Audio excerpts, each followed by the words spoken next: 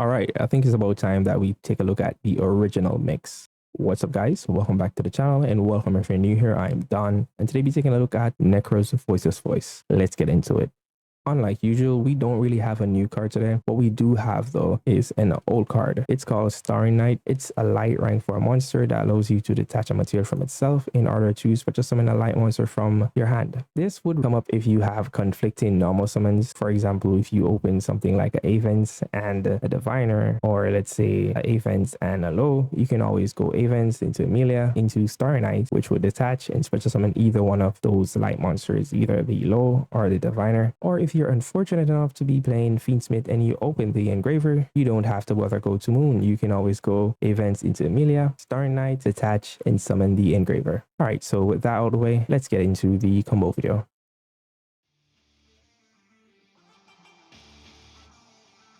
Alright, so seeing that we just spoke about Starry Night, I'll just show you exactly what I mean in practice.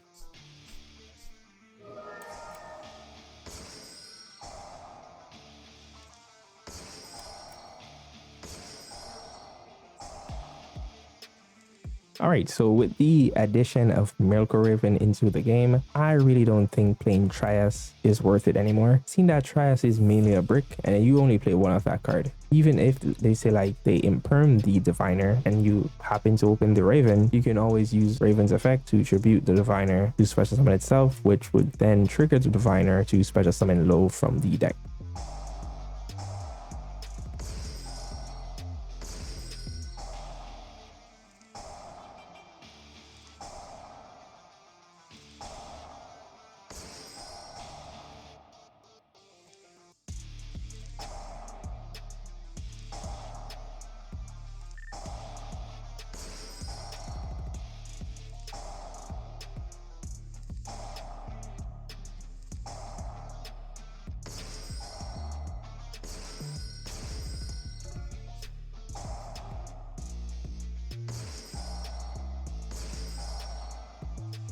Alright, so off those two cards, you pretty much have a monster negate and banish, an on the negate, and a pop 1. And with Bury on the field, your light monsters cannot be targeted by your opponent's card effect, so this is pretty much the only odd one out. Alright, so on to the next combo.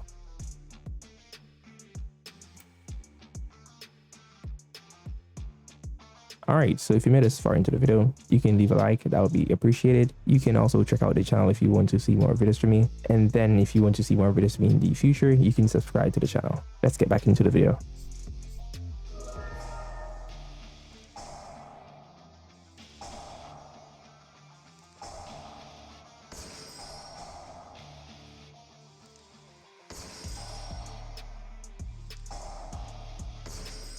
Alright, so the most important card to bridge everything now is pretty much the Amelia. So before, you couldn't really do any one card combo with both of the engines, but with Amelia in the game, you can now do that because you can easily add the Brio, which the Brio would add the Amelia, and then Amelia can add you whatever you want. However though, you pretty much need setup for this combo, so you would have to send the Nekroz cycle from the deck to the grave using the Zafira, so the Unicorn would be able to add it back to the hand.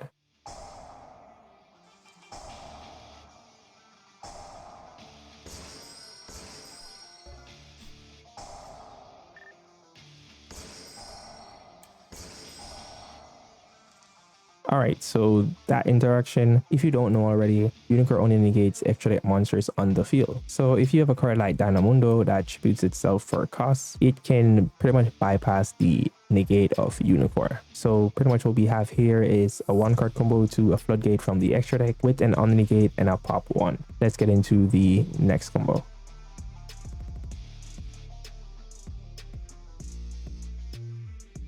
Alright, so this will be a one card Diviner combo, and seeing that it's Diviner, you know that we're pretty much going to end on a larger board.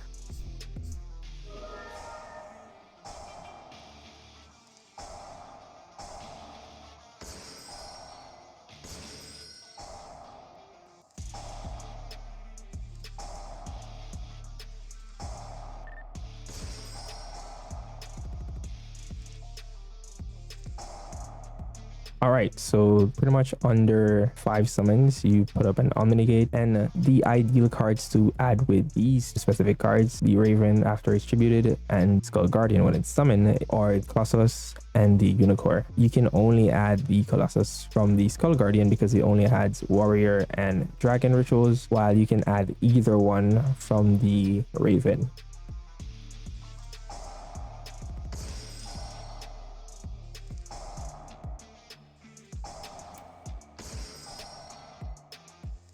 And when we have 2 4s on the board, you know we're going to go for Nemesis.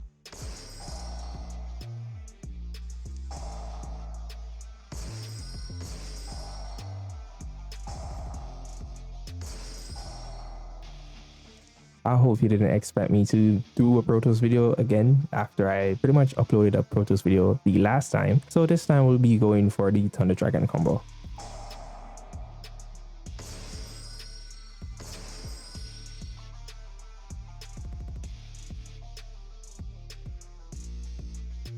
Alright, so I figured I'll just show you guys what I've been working with. It's not the final list, but it's what I've been working with recently. Originally, I was playing 3 Emmy, 3 Avens, but as you can see, we're now at 2-1, and that's simply because Emmy can special summon herself as long as you have a Warrior Nekroz in the grave, and usually your normal summon will be taken by something like a Low or a Diviner if you play that. Speaking of Diviner, as you can see, Diviner isn't in this particular build, and that's simply because we're playing like a heavy Nemesis package. You could add the Diviner and remove the Corridor by putting it in the side deck and play 46, or you can just add the Diviner now and play 47, or if you're not really a fan of Protoss, you can always just remove the Nemesis package entirely and add the 3 Diviner, keeping it at 44, and if you have any kind of spice, you can just make that be the 45th card.